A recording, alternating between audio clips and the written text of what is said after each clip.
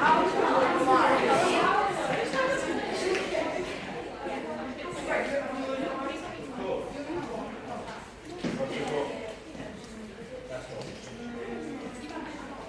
I've tapped is group 1.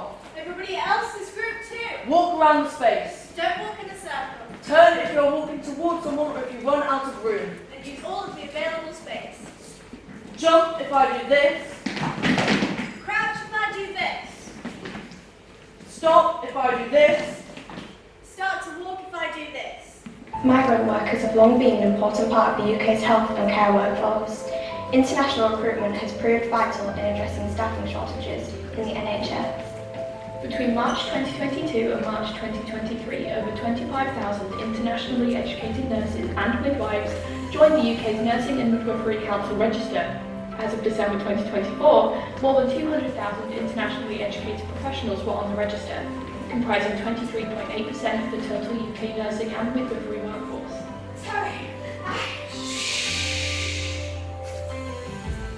In 2022, 12,148 doctors with foreign nationalities joined the NHS in England.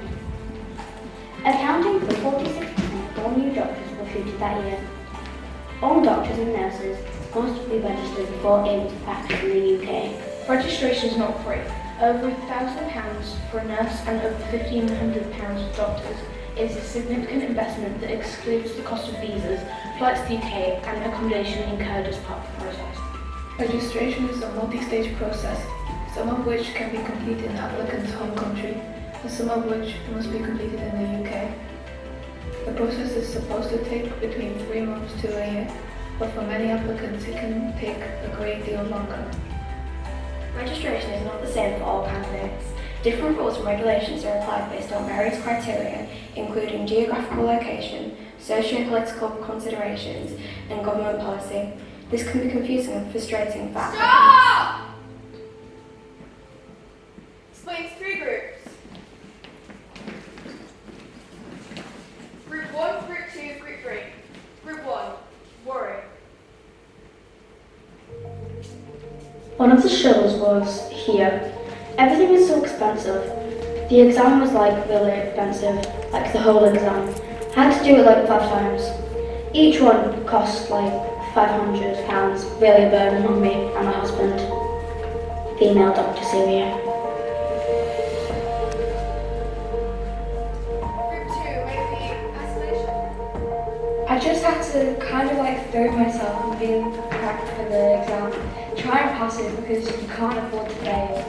I honestly, at that point, I thought that if I failed the exam, my life would just end, There wouldn't be anything else I would offer. I know it's just an exam, but you have to realise that I've been financially supported by my family a lot. I don't want to put a lot of burden on them, especially when the exam's costing 860 quid. The ticket is around £800, £900, and the courses are costing very a lot as well. Female doctor exam. And Group 3, how about lack of self-care? Wait, that's not quite right. Got it, unvalued. I was also working as a healthcare assistant in the local nursing home with a minimum wage. It was quite sad because I realised at the time my nursing qualification from South Korea, by experience, it wasn't recognised at all. So I was getting minimum wage, £6 at the time, and I felt very devalued. The kind of covert assumption that you're inferior. You're trained, but you're inferior. Your knowledge is inferior and your skill set is inferior, which is simply not true, but that's how it is. None of what you've done in the last 16 to 18 years to get you to this point matters because it was not done in the UK. Female doctor, South Africa. Okay, it's the moment you've all been waiting for! It's time to ace. But before we start, is anyone left-handed? If so, take 1 step back. Does anyone have more than one sibling? If so, take 1 step forward. Does anyone live outside of the UK, but in Europe? If so, take 2 steps back. Does anyone live outside of the UK and Europe? If so, take 3 steps back. Okay, I think we're ready. It's time to register. On your marks,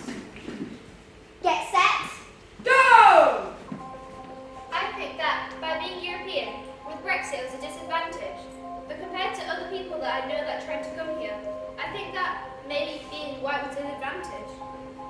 In the groups of people trying to come to the UK, I feel like, I don't know, there's a lot of people coming from India, for instance, and I think they have to do like different exams, language exams that I didn't have to do because I was from Europe. So I think maybe for them, it's even harder.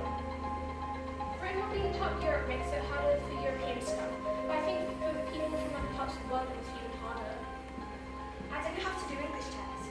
That's something that is very interesting to understand. Why the English test is a requirement for other countries but not for Europeans. You come to other countries, for example, Philippines or India, where they speak English in everyday life, and still they have to take an exam for that to prove it. Whereas someone might come from Portugal or Greece, where they've never spoken English before, but because they're from Europe, they don't have to do an exam. So it's interesting to understand the differentiation between different countries. We have a winner!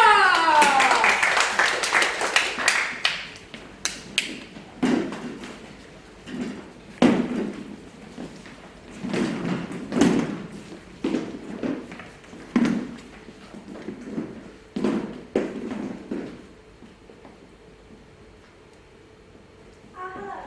Take a seat. Nurses. Eligibility assessment and pre-application checklist. The Nursing and Midwifery Council provides a pre-application checklist to help individuals understand what evidence is required before starting the application. Applicants must demonstrate that they are eligible to apply, meet the NMC's health and character requirements, and they have the necessary English and language skills. Tests of competence, TOC. Applicants must undertake a CBT, computer-based test. A multiple choice exam that is accessible globally. Objective Structural Clinical Examination, OSCE, a practical exam that takes place in one of the approved UK-based test centres. Application process. Submit a formal application. This requires providing detailed information on your qualifications, experience, and other relevant details. Provide supporting documentation. This includes your passport, birth certificate, qualification certificates, registration certificates from other jurisdictions, employment references, and more. Verification of information. The NMC will verify the information provided by the applicant and may contact previous employers or educational institutions. English language proficiency. Applicants must demonstrate they can communicate effectively in English. Health and character. Applicants must demonstrate they are fit to practice and have a good character. Police clearance. You may need to provide police clearance certificates from overseas countries where you have lived for more than 3 months. Post-registration. Registration with the NMC. Upon successful completion of the progress, the NMC will grant you registration. However, registration with the NMC does not automatically provide the right to work in the UK. You may need to apply for a visa such as a health and care worker visa. If you need a visa to work in the UK, you'll need to apply for a certificate of sponsorship from your potential employer. It's highly recommended to secure a job offer in the UK before starting the registration process. Doctors. All doctors intending to practice medicine in the UK are required to be registered with the GMC. Requirements for registration in the UK will depend on a number of factors. Your nationality, the country in which you gained your primary medical qualification, the type of work you want to do, and whether or not you've completed a period of postgraduate training or an internship. It's important to remember that registration with appropriate regulatory authority does not give you the right to work in the UK. Unless you are a British or Irish citizen or have a pre-settled or settled status from the EU settlement scheme, it is likely you will need to meet the requirements of UK visas and immigration regulations to gain the right to enter and work for the UK. Being registered with the GMC does not guarantee that you will find employment within the UK.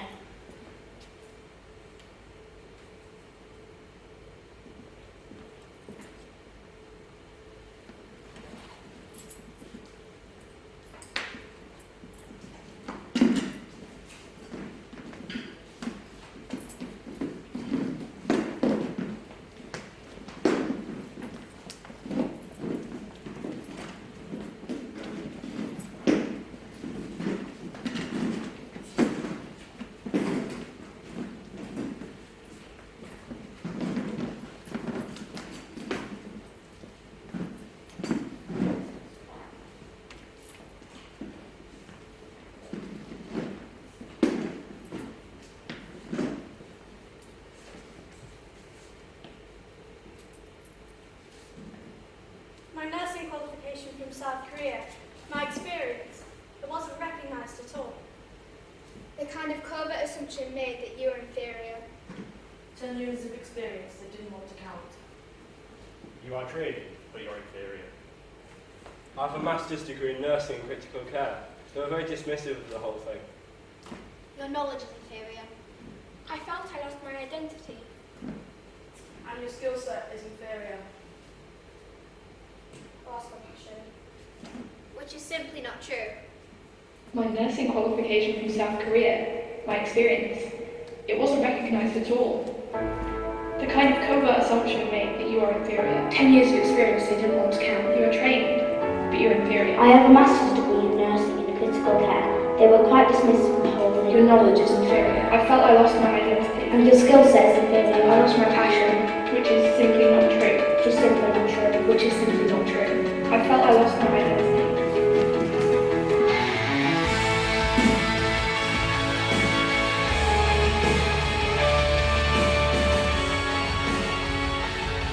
International medical staff are essential in the operation of the NHS. People from over 200 nationalities, alongside those from the UK, care for us on a daily basis.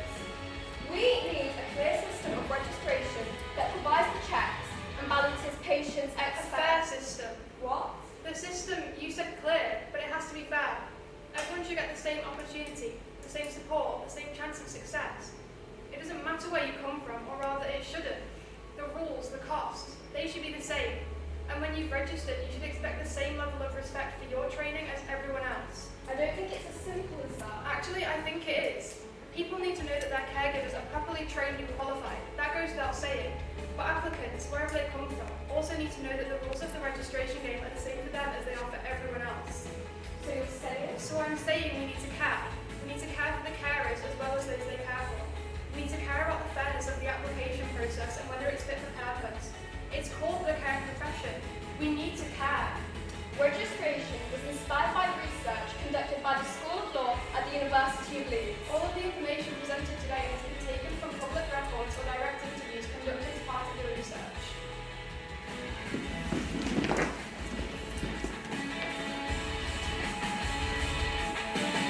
We are the Stage at Leeds Young Company, a youth theatre based at the University of Leeds. We created registration together in our weekly youth theatre sessions. Thank you for watching.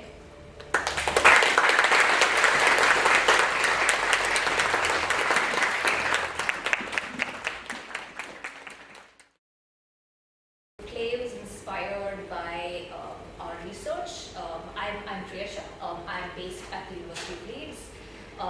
The project is titled Making It to the Registers, Documenting Migrant Carers' Experiences of Registration and Fitness to Practice. My colleagues Marie and Amrita also at Leeds, and also other colleagues at the University of Bedfordshire. Nasreen, Rukaya, Deborah and Ritzer, all of us are here and all of us did this research together. The research, we started this research a long time ago. I think the trigger was the pandemic. So when the pandemic started, the GMC, which is the regulator for doctors, and the NMC, which is the regulator for nurses and midwives, put together what's called an emergency register. An emergency register enabled recently retired healthcare workers to get back on the register in order to be able to practice and to help out in the pandemic when there were critical healthcare worker shortages. But when we were looking historically, we saw that there were other emergency registers that had also been created. So specifically in World War II, the emergency register that was created allowed refugees and people from the colonies and from foreign countries to also get on the register. But this time, in 2020, in the pandemic, the regulators took the specific decision to not include people from outside the UK. They chose to only include those who had recently retired. So that's where we started by thinking about, so if the NHS is so dependent on healthcare workers who are trained outside, then what is the experience of those healthcare workers? How do they get onto the register? How have those requirements changed over time? Because clearly those requirements were different before and are different now. So our project was both historical, so we have historical and archival research on this, and a lot of interviews. So a lot of the dialogue and a lot of the excerpts were actually, what was said by healthcare workers in their interviews with us. You know, the project is still ongoing. We're towards the end, but I think what we have learned from that is that there's a lot of healthcare workers who are trained outside the UK, even though they're the basis on which the NHS is built, face a lot of difficulties, a lot of challenges, both when they're trying to get onto the register, but also afterwards in experiencing discrimination, in experiencing racism, and also in having their qualifications and their experience devalued, a lot of which we heard in the exams today. So that's just a bit of background and context in the research. We have a few leaflets which we can hand out. So if you want to find out more about the research, you can always find out more. Thanks very much for your time.